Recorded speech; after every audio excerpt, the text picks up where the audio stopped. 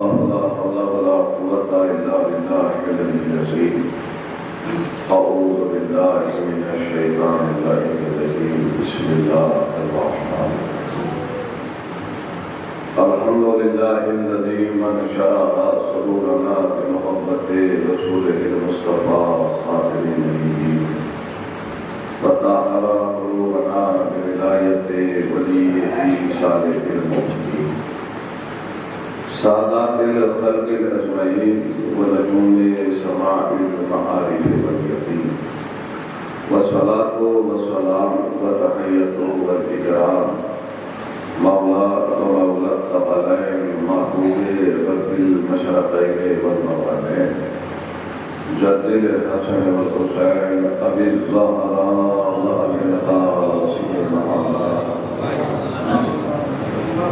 اہل بیت الطیبین الطاہرین المعصومین المصطفین والمنتخبین المنتجبین ولعنۃ اللہ علی اعدائہم اجمعین والغاشرین والمنافقین والکافرین والکاذبین والصادقین من یومنا ھذا الی یوم الدین اما بعد فقد قال الله تبارك وتعالى في كتابه المبين وأصدق الصادقين وقوله الحق. بسم الله الرحمن الرحيم. يا أيها الذين آمنوا اتقوا الله وكونوا مع الصادقين. صلوات الله.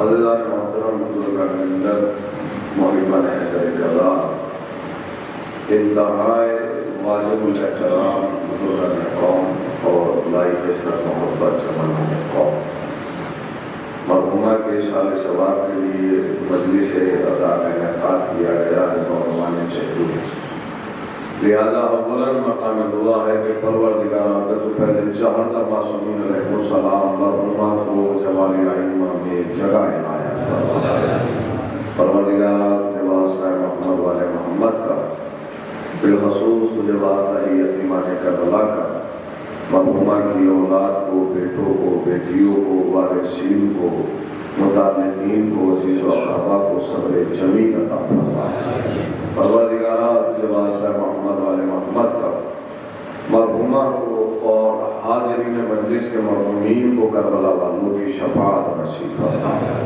چاہتا معصومین علیہ السلام کی شفاعت نصیب فرما مرحومہ کے درجات عالیہ میں اضافے کے لیے اور حاضرین کے مرحومین کے درجات عالیہ میں اضافے کے لیے عظمت محمد والے محمد پر بلندر صلوات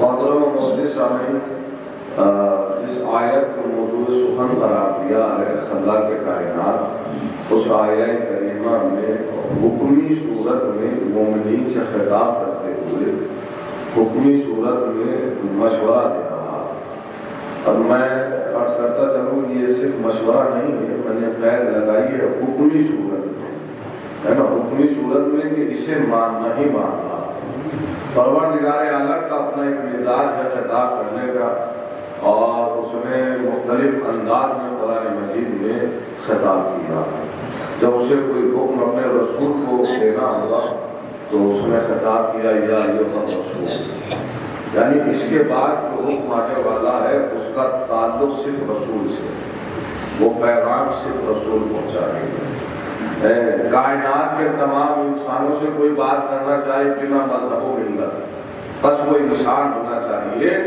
تو قرآن نے کہا یا ایھا الناس اب اس کے بعد جو بھی پیغام آئے گا وہ کائنات کے ہر انسان کے لیے قرآن کریم نے اپنے نبی سے خطاب کرنا چاہا تو یا ایھا النبی کہا اب اس کے بعد جو بھی پیغام آئے گا وہ نبی کے لیے اللہ نے جب کافروں سے خطاب کرنا چاہا تو ڈائریکٹ خطاب نہیں کیا بلکہ درمیان میں رسول کو رکھا اور کہا قل یا ایھا الکافرون میرے حبیب آپ ان کافروں سے کہتی ہیں یعنی میں نے اتنی بھی اہمیت نہیں دوں گا کہ ان سے ڈائریکٹ خطاب کر دیا درمیان میں رسول کو رکھا اور کہا قل یا ایھا الکافرون میرے حبیب آپ ان کافروں سے کہتے ہیں. لیکن یہ عظمت ہے قرآن مجید میں مومنین. اللہ مومنین سے ڈائریکٹ خطاب کر رہا ہے اور فرما رہا ہے یا ایھا الذین آمنوا، اے ایمان لانے والے. اب بزرگان تو بہتر جانتے ہیں، یہ جوانوں کے لیے میں نے یہ ترغیب کے 2 لفظ لیے ہیں. یا ایھا الذین آمنوا خطاب ہے ایمان لانے والوں سے، ان سے نہیں جو ایمان لائے، ان سے ہے جو ایمان لا چکے. ذرا محسوس کیجئے گا کہتے ہیں جو بعد میں ایمان لائیں گے پھر ان پر یہ آیت لاگو، یہ حکم ان پر لاگو کیا جائے گا، یہ حکم ان پر عائد ہوگا. ابھی ان سے حکم یا ان پر ہے جو ایمان لا چکے. تم ایمان لے آئے. اب 2 حکم ہے، مشورہ بھی ہے اور حکم بھی ہے. پہلا حکم اے ایمان لانے والوں کو جو مجھ پر ایمان لائے، میرے دین پر ایمان لائے، میری شریعت پر ایمان لائے، میرے فرزندہ انبیاء اوصیاء اولیاء پر ایمان لائے، رسولوں پہ ایمان لائے، اماموں پہ ایمان لائے، کتابوں پہ ایمان لائے، میرے نظام پر ایمان لائے، توحید پر ایمان لائے. تم ایمان لا چکے ہو، مومن ہو گئے. اب آپ مومن کا خطاب آپ کو مل چکا ہے. تب 2 کام کرو. پہلا اتقوا اللہ. اب تم ایمان لا چکے ہو تو اللہ سے ڈرو. اور بہت نازک سا مرحلہ ہے اور بڑا عجیب نتیجہ فکر ہے جو میں بزرگان کی سماعت کی میزان میں رکھنے جا رہا ہوں. اللہ ڈرا کسے رہا ہے؟ جو ایمان لا چکے. اب جو اپنے آپ کو مومن سمجھ رہا ہے اور مومن کہہ رہا ہے، اس کا پہلا حکم یہ ہے کہ وہ اللہ سے ڈرے. اتقوا اللہ، اللہ سے ڈرے. اب عجیب سی بات ہے، جبکہ فکرت تو یہ ہے کہ انہیں ڈرانا چاہیے جو ایمان لے کر نہیں آئے. نہیں، آپ نے غور کیا ہے بھائی، ڈرانا انہیں چاہیے جو ایمان لے کر نہیں آئے. اللہ کو کہنا چاہیے تھا کافروں تم ڈرو، مشرکوں تم ڈرو. لیکن اللہ انہیں ڈرا پروردگارا یہ تو تم پر پہلے سے ہی ایمان لائے، تیرے نبیوں پر ایمان، تیری شریعت پر ایمان، تیری کتابوں پر ایمان، تیرے اماموں پر ایمان ہے، یہ تو تم پر پہلے سے ہی ایمان لائے ہیں. پھر تو ڈرا نہیں رہا ہے. اس کی ایک وجہ ہے. وجہ کیا ہے؟ بہت نازک سا نتیجہ ہے. اتقوا اللہ، اللہ سے ڈرو. کیوں؟ اس لیے کہ اگر تم مجھ سے ڈرتے رہے تو پھر کائنات میں تمہیں کوئی اور نہیں ڈرا سکتا. میں شاید بات نہیں پہنچی ہے، جیسے ہمارا ہونا چاہیے. لہذا اگر تم مجھ سے ڈرتے رہے تو پھر کائنات میں تمہیں کوئی اور ڈرا نہیں سکتا. یہی وجہ ہے کہ جن کے دلوں میں خوف خدا تھا وہ تعداد میں تو 72 تھے، پر لاکھوں کے مقابل کھڑے ہوئے تھے. اس لیے کہ جن کے دل میں توحید کا ڈر ہے، پھر کائنات میں کسی سلطنت، کسی حکومت، کسی بادشاہت کا ڈر نہیں ہو سکتا. ڈرتا وہی ہے کہ اس کے دل میں خوف خدا نہ. لہذا پہلا حکم یہ ہے اتقوا اللہ، اللہ سے ڈرو. اور دوسرا وَكُونُوا مَعَ الصَّادِقِينَ. اب یہ ہے اہم. ہزارہ علماء نے اس آیت کا خطاب کیا ہے. نہ جانے کتنے مفاہیم، اتنی مجلسیں میں نے پڑھی نہیں ہوگی جتنے نتائج آپ کے ذہن میں محفوظ ہوں. لیکن پھر بھی قرآن ایک ایسا جو ہے وہ علم کا دریا ہے کہ جس کی ابتدا تو نظر آتی ہے، انتہا نظر نہیں آتی. یعنی قرآن کہتے ہی اسے ہے کہ اسے جتنی دفعہ پڑھا جائے اتنی دفعہ نئے مفاد سامنے آتے ہیں. لہٰذا ارشاد ہو رہا ہے ایمان لانے والوں اتقوا اللہ، اللہ سے ڈرو. اور پہلا حکم اتقوا اللہ، اور دوسرا وَكُونُوا. اب یہ یہاں میں روکوں گا ایک لمحے کے. یہ پروردگار عالم کافروں سے نہیں کہہ رہا ہے کہ تم سچوں کے ساتھ ہو جاؤ، مشرکوں سے نہیں کہہ رہا. اب تم مومن ہو گئے، کونوا مع الصادقین، سچوں کے ساتھ ہو جاؤ. یعنی قرآن واضح طور پر بتا رہا ہے تنہا ایمان کافی نہیں ہے. میں آپ نے غور کیا، جب تک سچوں کا ساتھ نہ ہو جائے، جب تک سچوں کا ساتھ نہ ہو جائے تو تنہا ایمان لانا کافی نہیں ہے. ایمان لانے والوں مومن ہو چکے ہو تو کونوا مع الصادقین، سچوں کے ساتھ ہو جاؤ. اب کیسے سچے؟ یہ ایسے سچوں کی بات نہیں ہو رہی ہے کہ جو وہی بولتے ہیں جو سچ ہوتا ہے. آج کے لفظ ہو جائے بزرگان بیٹھے اردو ادب کے لفظ رکھنے جا رہا ہوں. یہ ایسے سچوں کی بات نہیں ہو رہی ہے کہ جو وہی بولتے ہیں جو سچ ہوتا ہے، بلکہ یہ ایسے سچوں کی بات ہو رہی ہے جو بولتے وہی سچ ہو جائے. ارے آپ نے غور ہی نہیں کیا ہے، میں نے بہت بڑا سلسلہ رکھا ہے، لہذا یہ ایسے سچوں کی بات ہو رہی ہے جو بول دے وہی سچ ہو جائے۔ اگر ان کی زبان اقدس سے نکلے ہوئے فکرات یہ ہو کہ کپڑے درزی کے گئے تو جنت کے رضوان کو کہنا پڑے انا خیاط الحسنین، میں حسنات کا درزی، ورنہ کیا ضرورت ہے حضور جنت کے دروغہ کو یہ کہنے کی کہ میں درزی بن کر آیا۔ لوگ اپنی پوسٹ بڑھانے کی جستجو میں ہے اور یہ پوسٹ کو نیچے لانے کی جستجو میں ہے، لہذا ان کی زبان سے اگر یہ کہے کہ حضور میں چاہوں یہ دیوار سونے کی ہو جائے، اچھا یہاں تو کہا بھی نہیں تھا کہ دیوار سے، صرف صحابی سے کہا تھا، دیوار سے تو کچھ حکم ہی نہیں دیا، پھر بھی سونے میں تبدیل ہو گئی۔ اچھا یہ روایت صاحبہ تب صاحبہ نے لکھی ہے، یہ پوچھا کہ جب آپ نے حکم ہی نہیں دیا کہ دیوار سونے کی ہو جائے تو پھر یہ ہو کیوں نہیں، جب حکم ہی نہیں تھا تو آواز آئی دیوار سے، یعنی جب آپ نے کہا کہ میں چاہوں یہ دیوار سونے کی ہو جائے تو اس کے ذہن میں یہ کشمکش میں تھی کہ یہ ہو بھی سکتا ہے یا نہیں، لہذا یہ بار بار سوچ رہا تھا یہ کیسے ہو سکتا ہے، میں نے ہو کے بتایا ایسے ہو سکتا ہے، لہذا تو یہ ایسے سچوں کی بات ہو رہی ہے کہ جو کہہ دے وہی سچ ہو جائے۔ اور معلوم سے یہ ترجمہ آپ کا گھر تک پہنچا دوں گا، میں یہاں سے گفتگو کا آغاز کر رہا ہوں، اپنے محدود وقت میں بات کو تمام کروں، لہذا جہاں قرآن یہ بتا رہا ہے کہ سچوں کے ساتھ ہو جاؤ، وہاں قرآن یہ نہیں بتائے گا کہ یہ سچے ہیں کون، یا وہ بتائے گا کہ جس کے ذریعے ہم تک یہ حکم پہنچا، یا قرآن بتائے کہ کس سچوں کی بات ہو رہی ہے، یا وہ بتائے کہ جس کے ذریعے ہم تک یہ حکم پہنچا۔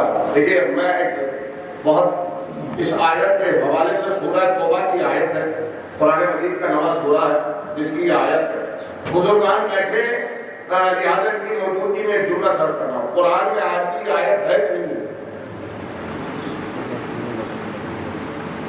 کبھی کبھی تو گواہی دینی چاہیے، قرآن میں آج کی آیت ہے تو آج بھی اپنے پڑھنے والے سے بار بار قرآن کہہ رہا ہے کہ تو ایمان لا چکا تو اب سچوں کے ساتھ ہو جائے، نہیں غور کر رہے ہو، ارے بھائی ایسا تو نہیں ہے کہ یہ حکم منسوخ ہو گیا ہو، آج بھی یہ حکم ہے نا، آج بھی یہ ہے نا، آج بھی قرآن بار بار کہہ رہا ہے کہ سچوں کے ساتھ ہو جاؤ، اس حکم کا جاری رہنا اس بات کی علامت ہے ابھی کوئی ایسا سچا ہے، ارے آپ نے وہ نہیں کیا ہے، ابھی بھی کوئی ایسا سچا ہے کہ جس کے ساتھ ہونے کا حکم قرآن آج بھی دے رہا ہے کہ کوئی تو ہے کہ جس کے ساتھ آپ تلاش کریں کہ ایسے سچے ہیں کون، تو یہ بتائے گا کہ خود قرآن بتائے یا وہ بتائے کہ جس کے ذریعے یہ قرآن ہم تک پہنچا، لہذا اس کی کیفیت کو کی وضاحت کے لیے تمہید کے طور پر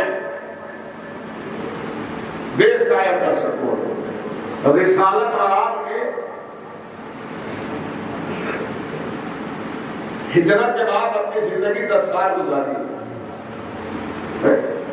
اور 10 سالوں میں 84 جنگیں لڑی،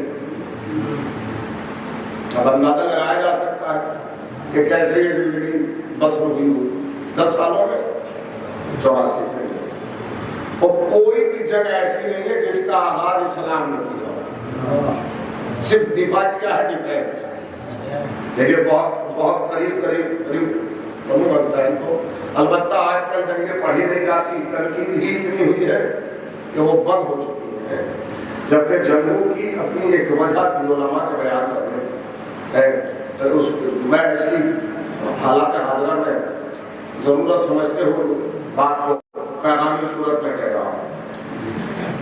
جنگوں کے بند ہونے کا نتیجہ یہ رہا کہ قوم میں مصلحت تو رہ گئی اور شجاعت ختم ہو گئی، میں آپ نے غور کیا ہے، میں نے تو اردو ادب کا لفظ رکھا تھا، ایسے سمجھیے، اب یہ سوشل میڈیا میں وہ شجاعت کے مادے کو بلند کرتی تھی، لہذا نبی نے 84 جنگیں لڑی ہیں، اور 84 جنگوں میں زیادہ تر جنگیں مشرکین سے، زیادہ تر سبھی جنگیں مشرکین سے ہیں، ایک جنگ یہودیوں سے ہے خیبر، ایک جنگ لشکر روم سے، اور یہ آخری جنگ تھی رسالت مآب کی جو لشکر روم سے لڑی گئی، جنگ تبوک۔ اب میں بزرگان تو بہتر جانتے ہیں، البتہ اب اگر جوانوں سے پوچھا جائے کہ تبوک کب ہوئی تھی تو شاید خبر بھی ہو، ہے نا؟ اس لیے کہ جو آبا و اجداد کی تاریخ کو بھلا دیتے انہوں نے اپنے مستقبل کو بھلا دیا۔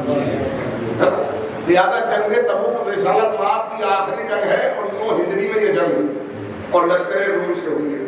اور یہ وہ واحد جنگ ہے کہ جس میں مولائے کائنات کو علی بن ابی طالب کو رسالت مآب جنگ کے میدان میں نہیں لے کر گئے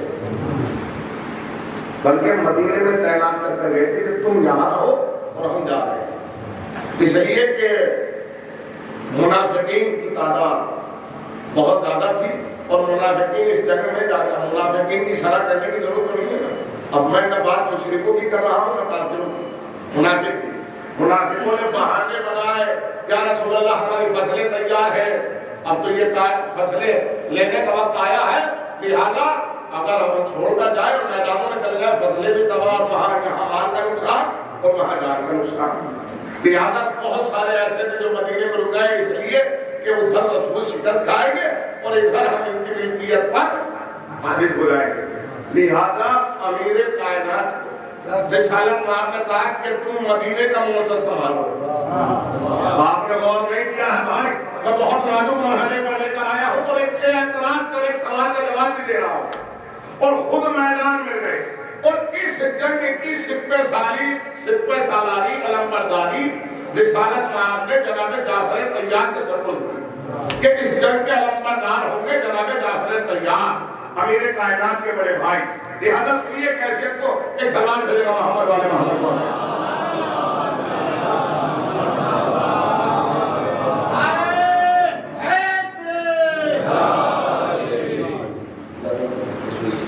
لہذا اس جنگ کے علمبردار کا نام ہے جعفر، اور کسی جنگ میں انہیں خطاب ملا طیار، کسی جنگ میں یہ شہید بھی ہوئے۔ اب میں نے تاریخ آپ کے ذہن کے حوالے کی ہے کہ مولائے کائنات کو رسالت مآب مدینے میں چھوڑ کر گئے، لفظ بدلنا تاکہ وضاحت ہو جائے، چھوڑ کر نہیں گئے بلکہ اپنی آنکھیں بنا کر گئے تاکہ مدینے کے حملہ ور اور منافقوں سے محفوظ رہ سکے۔ اگر آپ کے ذہن آمدہ ہے اور تاریخ آپ کے ذہن میں ہے تو نتیجے کا لطف لیجیے۔ یہ جو ہم سے پوچھتے ہیں کہ جب حسین کربلا گئے تو عبداللہ مدینے میں کیوں تھے، آپ نے غور ہی نہیں کیا جناب زینب کے شوہر۔ لوگ یہ کہتے ہیں کہ حضور وہ جانا نہیں چاہتے تھے، نہیں، اگر سب چلے جاتے تو مدینہ خالی ہو جاتا۔ حسین عبداللہ کو اپنی آنکھیں بنا کر گئے ہیں جیسے تبوک میں رسول علی کا بنا کر گئے تھے۔ لہذا رسالت مآب نے 84 دے کے لڑی اور زیادہ تر مشرکین سے، ایک یہودیوں سے ایک لشکر روم سے۔ میں صرف بیان کر رہا ہوں کہ سچے کون ہیں۔ کیا کسی بھی جنگ میں بزرگان بیٹھے ہیں، اللہ نے کسی بھی جنگ میں جانے سے پہلے نبی کو حکم دیا ہے کہ نیجے بدر میں جا رہے ہو تو فلاں بیوی کو ساتھ لے جاؤ؟ نہیں، آپ اور نہیں، میں اس سے پہلے جملہ کرتا تھا بھائی جتنی بھی مشرکین سے جنگیں ہوئی ہیں ان کا بیس کیا ہے، وجہ کیا ہے؟ آپ تاریخ اٹھائیے، ہر جنگ کا بیس یہ ایمان کی لڑائی ہے کفر کے ساتھ، حق کی لڑائی ہے باطل کے ساتھ، یہی ہے نا جنگ کا بیس۔ لیکن نبی کی زندگی میں ایک میدان ایسا ہے جس کا بیس یہ نہیں بنا ایمان کی لڑائی کفر کے ساتھ، بلکہ جس کا بیس یہ بنایا گیا سچے مل کر جھوٹوں پہ لعنت کریں گے۔ آج کے لفظ بہت زیادہ میں نے بنیاد بنائی تھی بات کرنا۔ ایک میدان ایسا ہوا کہ جس کا بیس یہ بنایا گیا سچے مل کر جھوٹوں پر لعنت کریں۔ اتنے میدانوں میں نبی گئے، اچھا سچے جانے بدر میں گئے، احد میں گئے، حنین میں گئے، تبوک میں گئے، وادی رمل میں گئے، میں کتنی جنگوں کے نام ہیں، 84 جنگیں ہے نا جس میں غزوات کی۔ اب ذرا سنیے بہت راجو صاحب، آپ دکھائیے قرآن کریم کی کوئی آیت یا کوئی روایت دکھائیے کہ اللہ نے فرمایا ہو کہ بدر میں جا رہے ہو فلاں بیوی کو لے جاؤ، احد میں جا رہے ہو تو صحابیوں کو حکم دو کہ تم اپنی زوجہ کو لے آؤ، نہیں نا۔ ایک میدان ہے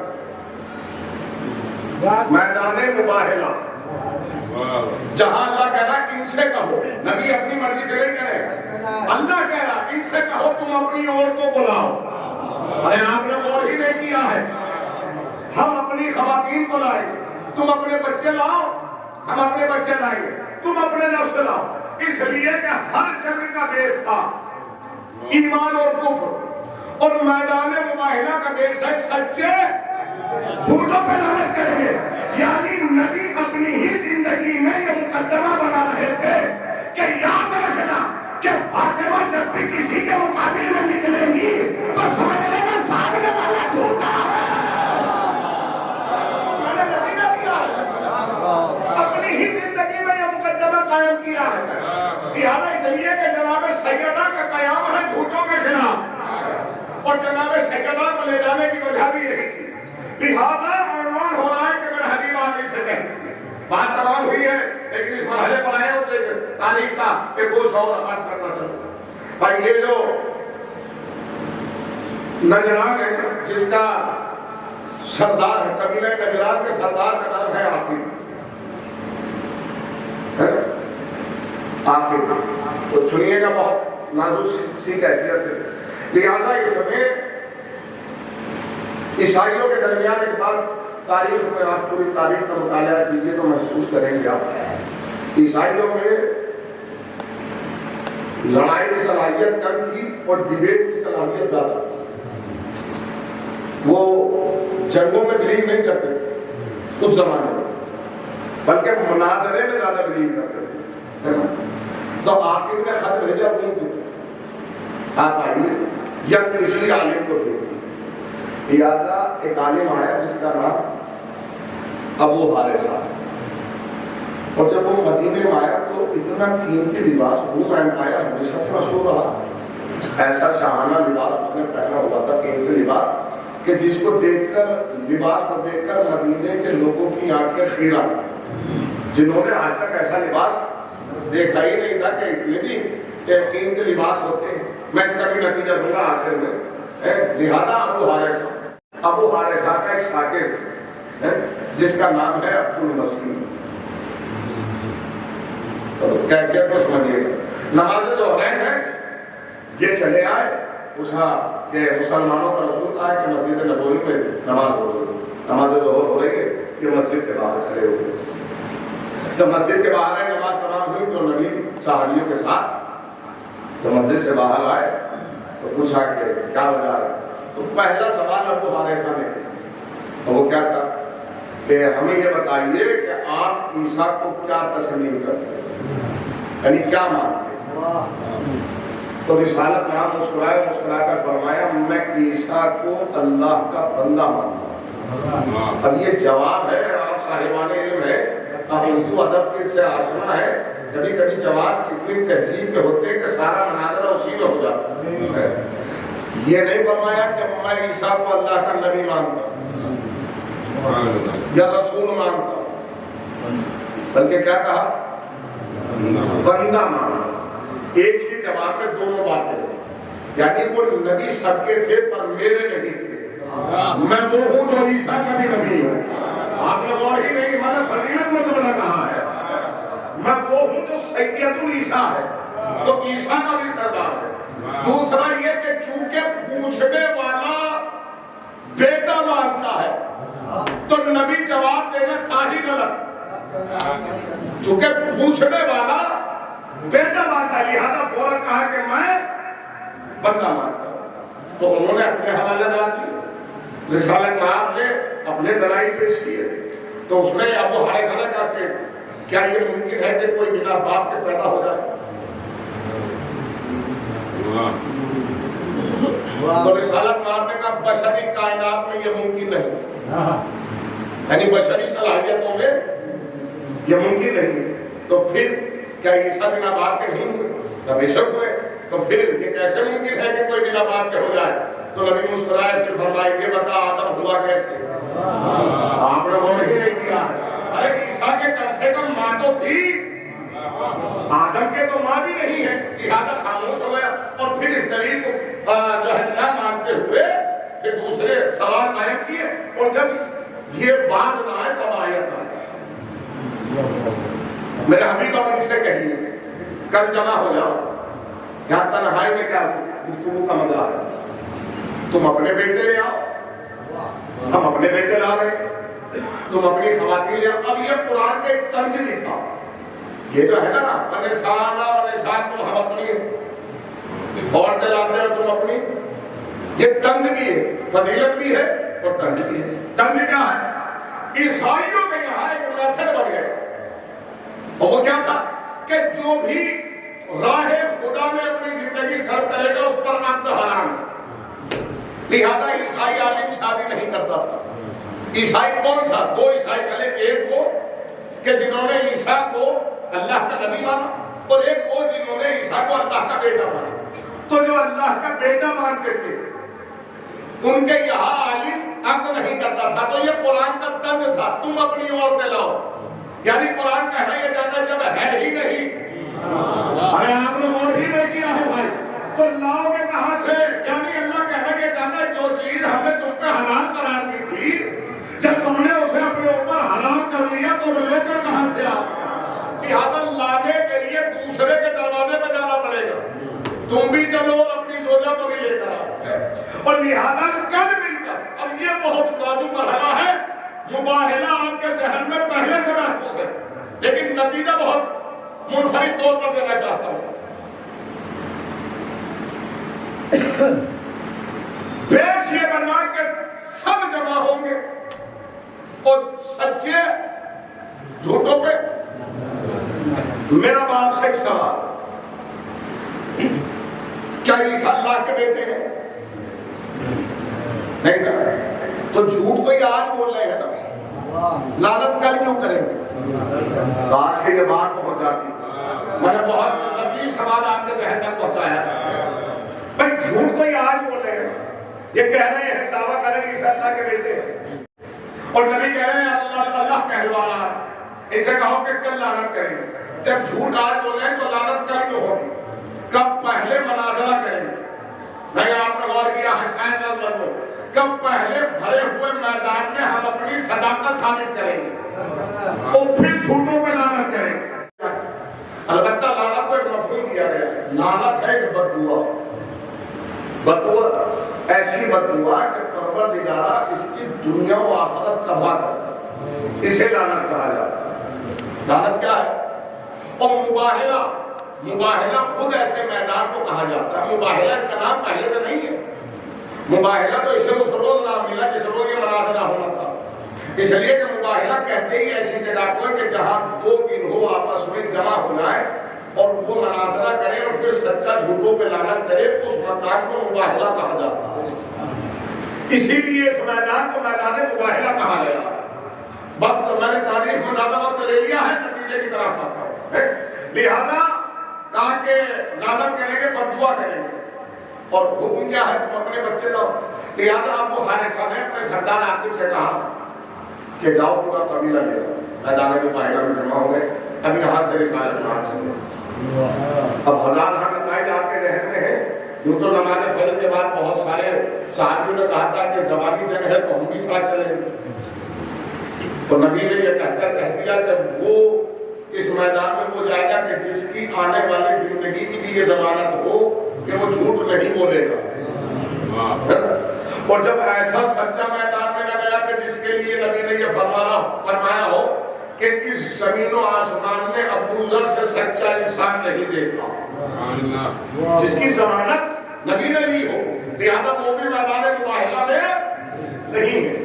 میدان مباہلہ میں جا رہا ہے قسمت کا قبیلہ, میدان مباہلہ میں جا رہا ہے عظمتوں کا قبیلہ.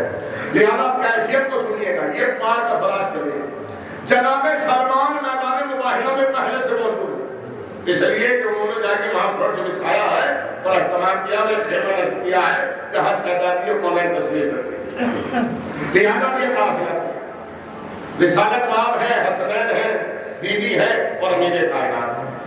5 افراد کا قافلہ. ادھر وہ ہے کہ جو پورا قبیلہ لے آئے, آتے چلو میدان میں جانا ہے, آج ڈیبیٹ ہوئی ہے. لہٰذا جب 5 ہی افراد دیکھے کہا کہ مسلمانوں کی اتنی بڑی تعداد ہے صرف 5 ہی افراد آ رہے ہیں تو عاقب تھوڑا سا حیران ہو. ابو حارثہ چونکہ عالم تھا اور دانا تھا فوراً سلمان کے پاس آیا اور پوچھا کہ یہ جو محمد کے ساتھ آ رہے ہیں یہ ہے کون؟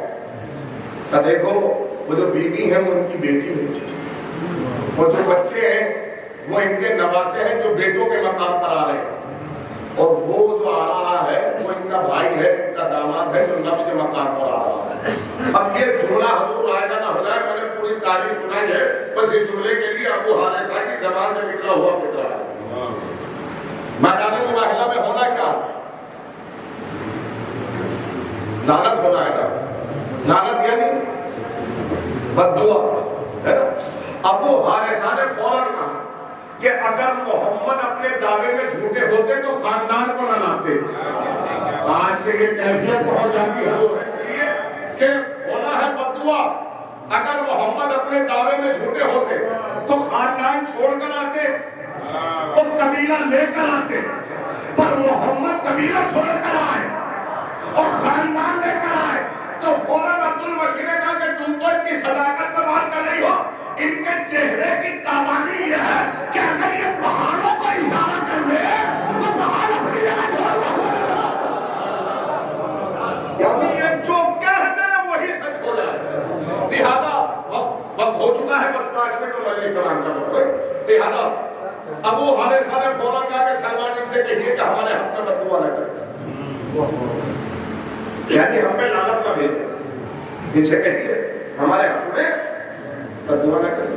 لہذا ہم مناظرہ نہیں چاہتے. اب وہ جو لباس کی تاریخ میں نے بیان کی جب مناظرہ نہیں ہوا تو معاہدہ ہوا اور تمام مجران نے کہا ہم شکست تسلیم کرتے ہیں. ہم پر لعنت نہ کی جائے. آج کے روز تو بالکل نہیں کی جائے. لہذا ہم معاہدہ کرتے ہیں عوض میں کیا چاہتے ہیں. تو رسالت مآب نے فوراً کہا کہ عوض میں 2000 لباس چاہیے. یعنی جس لباس کو دیکھ کر مدینے کی لوگوں کی آنکھیں خیرہ تھی نبی نے اس معاہدے میں وہی لباس بنا. کتنے؟ 2000. 1000 ماہ سفر میں ادا کیے جائیں اور 1000 لباس ماہ رجب میں. لہذا جب سفر میں لباس آئے تو وہ تمام تر لباس رسالت مآب نے مدینے کے مستحقین میں تقسیم کر دیے. اب مجھے بتاؤ مباہلہ عید کا روز ہے کہ نہیں؟ پتہ نہیں بات پہنچی ہے کہ نہیں پہنچی ہے کہ نہیں ہے. اسلام نے اسے عید بنایا نا. یعنی مباہلہ نے یہ تحقیق دی کہ عید کا مطلب یہ نہیں کہ اپنے لیے اچھے لباس بناؤ. آج کے یہ پیغام بہت زیادہ میں نے تو اس پہ بات تمام کر دینی چاہیے تھی. یعنی بہترین عید وہ ہے کہ جب اپنے ساتھ ساتھ مستحق کو بھی ایسا لباس پہناؤ جیسا خود پہننے کی تمنا رکھتے ہو. یہ ہے وہ عید کا مسئلہ. لہذا اسی میں ایک شامل تھا جس کی طرف میں لایا تھا عبد المسیح. وقت نہیں ہے میرے پاس بات تمام ہو رہی ہے. عبد المسیح نبی نے پوچھا تمہارا نام عبد المسیح کا غلط نام ہے. اب عبد المسیح کیوں غلط نام ہے جبکہ عبد الصالح موجود ہے. عبد آدم بھی کہا جاتا ہے, عبداللہ بھی کہا جاتا ہے, عبد ابراہیم بھی ہے, عبد مالک بھی ہے. عبد المسیح کیوں غلط ہے ذرا سنیے گا کیفیت. بہت نام سے بولا کہتے جاؤں. رسالت مآب نے کہا کہ اس لیے صالح کا بندہ کہنا اور لیکن مسیح کا بندہ کہنا کیوں؟ اس لیے کہ عیسیٰ پر خدا کے بیٹے ہونے کا الزام ہے. نہیں آپ نے غور کیا ہے یہ بہت نایاب سا فکر آتا. آپ کسی کا بھی بندہ کہہ سکتے ہو لیکن جس پہ الزام ہے اس کا بندہ نہیں کہہ سکتے. لہذا نام بدلو. یہی قرینہ ہے کہ ہم علی کو رب نہیں کہتے اس لیے کہ علی پہ خدا ہونے کا الزام ہے. آپ نے غور ہی نہیں کیا. جبکہ بھائی لوگ یہ جواب بناتے ہیں کہ اللہ نے قرآن میں والدین کو رب کہہ دیا رب ارحمہما کما ربیانی صغیرا. پرورش کرنے والا پروردگار ہوتا ہے, والدین رب ہوتے ہیں. تو جیسے جناب یوسف نے قرآن اور یہ سورہ یوسف قرآن کہہ رہا کہ جب جناب یوسف نے ایک کے خواب کی قیدی کو خواب کی تعبیر دی تو اس سے کہا اپنے رب سے کہنا. کہ زندان میں ایک موبر رہتا ہے اپنے رب سے کہنا. تو قرآن نے بار بار حاکموں کے لیے بھی لفظ استعمال کیا ہے, معصومین کے لیے کیوں نہیں؟ اس کی وجہ یہ ہے چونکہ ان پہ خدا ہونے کا الزام ہے. اور پھر میدان عرفات میں جب امام حسین نے یہ سفر کیا, اسی کی طرف اشارہ کرتے ہوئے کہا ایھا الناس, اے لوگ, میدان عرفات میں ہے امام حسین اور سفر کر رہے ہیں کربلا کی طرف. ایھا الناس, اے لوگوں, لا تجعلوا اربابا, اے لوگوں خبردار ہمیں رب نہ کہنا. ہمیں کیا نہ کہنا؟ لا تجعلوا اربابا, ہمیں رب قرار نہ دینا. کیوں؟ اب میں ایک کیفیت اور سنیے, اس کے بعد ایک اور ضمانت دی ہے امام نے, اور یہ تو فضیلت کی سب سے بڑی ضمانت ہے. اے لوگوں لا تجعلوا اربابا, ہمیں رب نہ کہنا, وقولوا فی فضلنا ما شئتم, اس کے علاوہ تم ہماری فضیلت میں جو چاہو وہ کہو. نہیں, آپ نے غور کیا سوائے رب کے تم ہماری فضیلت میں جو چاہو وہ کہو. اس لیے کہ تم جتنا سوچ سکتے ہو اللہ نے اس سے کہیں بلندی میں ہماری فضیلت کو رکھا ہے. لا تجعلوا اربابا, اے لوگوں ہمیں رب نہ کہنا. بس آخری نتیجہ اور بات تمام کرنا گفتگو اور یہی سرک مسائل ہوگا, لیکن فضیلت کا نتیجہ سن لیجیے. اچھا, یہ سرکار امام اللہ حسین نے یہ تو زندگی کا آخری حصے میں چلے آئے, سن 60 ہجری کا واقعہ ہے. اب کیفیت کو سنیے گا. سن 60 ہجری میں میدان عرفات میں امام زندگی کا آخری حصے میں چلے آئے. فضیلت میں جملہ کہہ رہا ہوں, حبیب کی زندگی پلٹائی پر کبھی نہیں کہا ہمیں رب نہ کہنا. لیکن اگر بات فضیلت پہ پہنچ جائے تو مجلس تمام ہو جائے. مردے زندہ کر کے دکھائے, نہیں کہا ہمیں رب نہ کہنا. درختوں کو بلا کر دکھایا, نہیں کہا ہمیں رب نہ کہنا. بھائی ظالم کے دربار میں, دشمن کے دربار حضور اگر کسی کا خون بھی سفید ہو جائے تو اس کی ہمتیں بھی جوان بیٹے کے لاشے پہ ٹوٹ جاتی ہیں.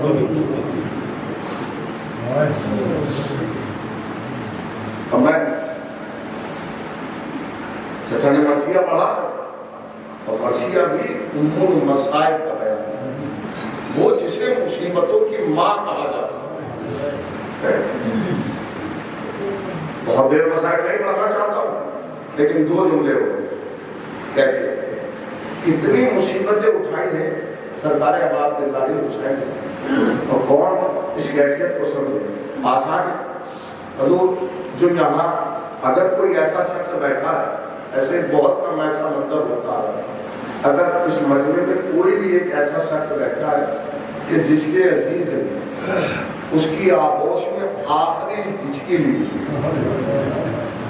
اگر کوئی بھی ایک یہاں ایسا بیٹھا کہ جس کے عزیز نے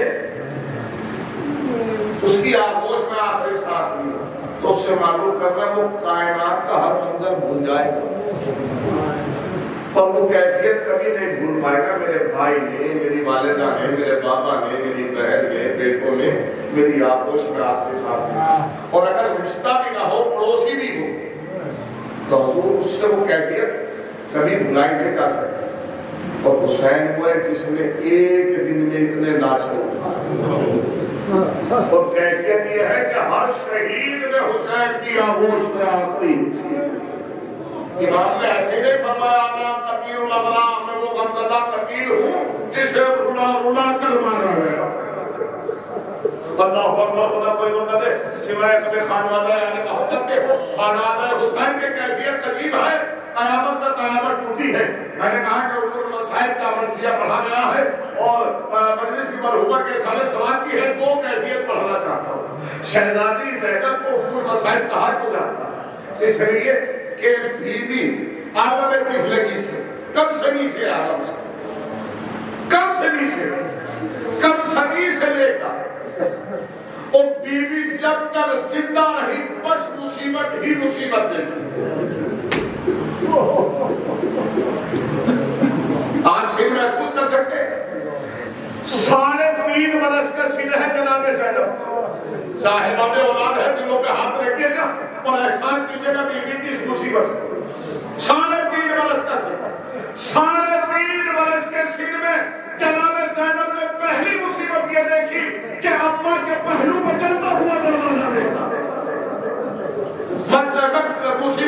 شمار نہیں کر رہا ہوں، لیکن ایک مصیبت کی طرف اشارہ کرنا چاہتا ہوں۔ دوسری مصیبت یہ دیکھی کوفے میں کہ بابا کے سر میں ضربت کا زخم دیکھا۔ تیسری مصیبت یہ دیکھی بھائی حسن کے کلیجے کے ٹکڑے دیکھے، اور قیامت میں قیامت یہ گزری کہ بھائی کے جنازے پر تیروں کی مارے ہیں۔ اللہ اکبر، خدا پیغمبر نے دیے دو جملے اور مجلس تمام کرنے جا رہا ہوں۔ بیوی نے مدینہ چھوڑا کربلا آئی اور وہ محمد کے لاشیں دیکھے، 18 سالہ کمائی کا کلیجہ دیکھا، ابا جیسے بھائی کے کٹے ہوئے بازو دیکھے۔ قیامت جب گزری، جب 70 قدموں کی دوری سے حسین کا کٹا ہوا گلا، کوئی سمجھے اس کی اہمیت کو؟ جناب زینب کی مصیبتوں کا کیا اندازہ لگایا جا سکتے ہیں؟ احساس کریں کہ ایک جملہ اور نفسیات کے طور پر اور انسانی نفسیات کے قریب آ کر کہہ رہا ہوں، اگر کسی بہن کا اس کی زندگی میں ایک بھائی مر جائے تو بہن جب تک زندہ رہتی ہے بھائی کا غم بناتی ہے۔ زینب وہ مظلومہ ہے جس کے سارے بھائی اس کی زندگی میں مارے گئے، اور وہ بہن کس بھائی کا ماتم کرے؟ قیامت ہے اللہ ایک جملہ مجلس تمام ہوئی، وقت اذان آ چکا ہے، بس آخری جملہ سن لیجیے۔ چلے زینبیہ مرجبیہ آواز گونجی فضاؤں میں کہ حسین مارے جا رہے ہیں۔ اللہ اکبر، خدا کوئی غم نہ سوائے مظلوم کربلا کے مجلس تمام ہے۔ بی بی آئی خیمہ جماعہ جسے چلے زینبیہ کہا جاتا، ایک اونچائی پہ بی بی کھڑی ہوئی تو کیا دیکھا کہ منور خنجر لے کر چلا ہے، پتھر پر بیٹھا ہوا ہے اور خنجر کو پل کر رہا ہے۔ بی بی یہ منظر دیکھ رہی ہے اور قیامت کو جب ٹوٹی، جب وہ بی بی نے یہ منظر دیکھا کہ منور آگے بڑھا، حسین کی زلفوں میں ہاتھ ڈالا، سینے میں سوار ہوا۔ اللہ اکبر، اور جس میں اقدس کو پلٹ دیا اور پھر منور نے زلفوں کو تھاما، ضرب اٹھائی، حسین کے پسے پشت مارا۔ زینب طلب گئی، کہا بابا میری آنکھوں کے سامنے میرے بھائی کا سر کاٹا جا رہا ہے۔ تہران میں بہن نے بھائی کے گلے پہ دیکھی، لوگے پہ لوگے نیجا پہ سر بلند ہوا۔ زینب نے آواز دی، اے سجاد پرسا قبول کرو، تم یتیم ہو گئے، میرا بھائی مارا گیا۔ کل خنجر سے حسین کا گلا کاٹا گیا، نیزے کی مدد اے شبل اللہ تجھے پاس انکار اللہ بائی قائل اقرار رضب لقد راعی و تصمیل۔ پروردگارات جو واسطہ محمد والے محمد کا ہماری اس مختصر سی عبادت کو اور مختصر سے پرسے و شرف محبولیت کا خدایہ تو نے جو بھی سوال اس عبادت کو مقبل فرمایا، وہ مرحومہ کے درجات عالیہ میں اضافت کا سبب کرا۔ پروردگارات مرحومہ کو اور حاضرین مجلس کے مرحومین کو کربلا والوں کی شفاعت نصیب فرما، چاہدہ معصومین علیہ السلام کی شفاعت نصیب فرما، مرحومہ کے وارثین کو، عزیز و اقربا کو، مرحومہ کے متعلقین بھائیوں کو، بہنوں کو، بیٹوں کو، بیٹیوں کو صبر جمیل عطا فرما۔ خدایا کے واسطہ محمد والے محمد کا پرچم اسلام کو سربلندی عنایت فرما، دشمنان اسلام کو دشمنان چراغ ہدایت کے منہ سے ہمارے قلوب کو مرفع فرما، بزرگان کا سایہ، علماء کا سایہ اور والدین کا سایہ ہمارے سر پر قائم ہوتا ہے۔ اس قوم کے جوانوں کو تمام زمینی اور آسمانی آفات سے پروردگارہ ہمارے امام کو ضرور بتا دیں، ہم ان کا آواز اور شان شفا ربنا تقبل منا انك انت السميع العليم